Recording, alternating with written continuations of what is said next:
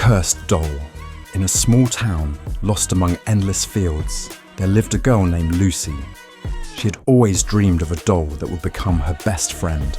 On her 10th birthday, her dream came true. Her grandmother gave her an antique doll with long, flowing hair and bright, expressive eyes. The doll was elegantly dressed in a fluffy dress, and its face radiated kindness and innocence. "Be careful with it," her grandmother said softly, watching as Lucy hugged the doll excitedly. "This doll has a story of its own." Lucy didn't pay much attention to that. She sat down on the floor, smoothed the doll's skirt, and began to play. With each passing day, the doll became more and more a part of her life. Lucy named her Mila, and they spent long hours together playing various games. But one day, when Lucy woke up in the morning, she noticed that Mila was standing at the edge of her bed.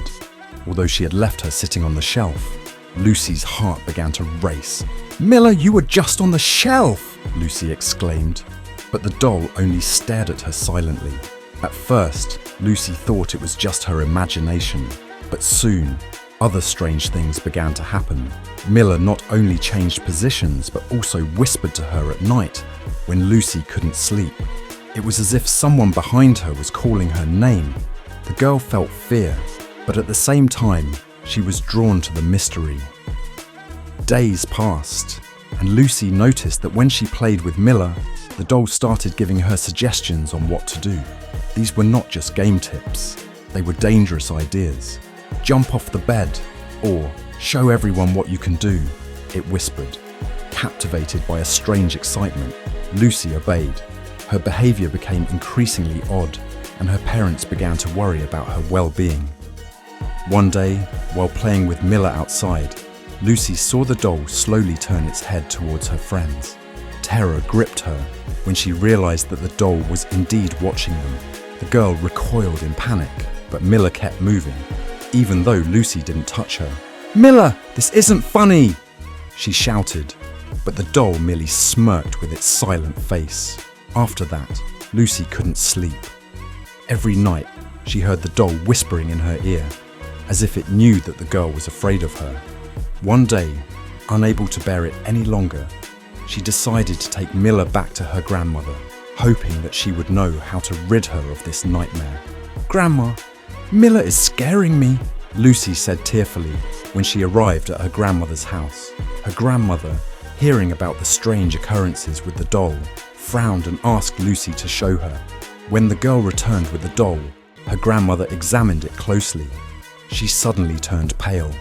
"This doll, it belonged to a girl who went missing many years ago," the grandmother said quietly. "They say her spirit lives in it.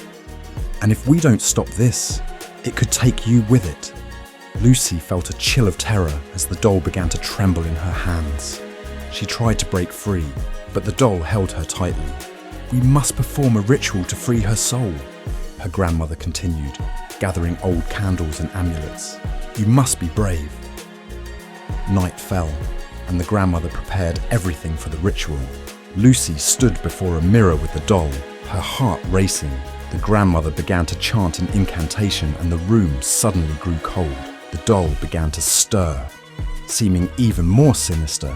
"I don't want to leave," it screamed piercingly, and its voice sounded like something other than a child's. At that moment, Lucy realized that she herself had to help this unfortunate soul. She closed her eyes and, gathering all her courage, recited the words she had heard from her grandmother. She knew she had to free the spirit of the girl bound to the doll, despite her fear. Suddenly, the room filled with bright light, and the doll quivered as if it were fighting against an invisible force. "Forgive me," Lucy cried, feeling tears streaming down her cheeks. "I want to help you." Suddenly, a piercing scream filled the air, and the doll went limp, losing its evil power. Lucy felt the light enveloping her, and then silence. The doll no longer moved. It was just a doll, lifeless and powerless. Lucy stood trembling, but felt an incredible sense of relief. She no longer felt fear.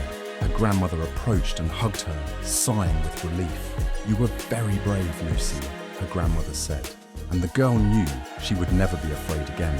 The cursed doll remained in the past, and Lucy could finally return to her normal life. However, in the darkness of the room, The doll lay on the floor, its bright eyes still staring into nothingness, as if waiting for its next victim.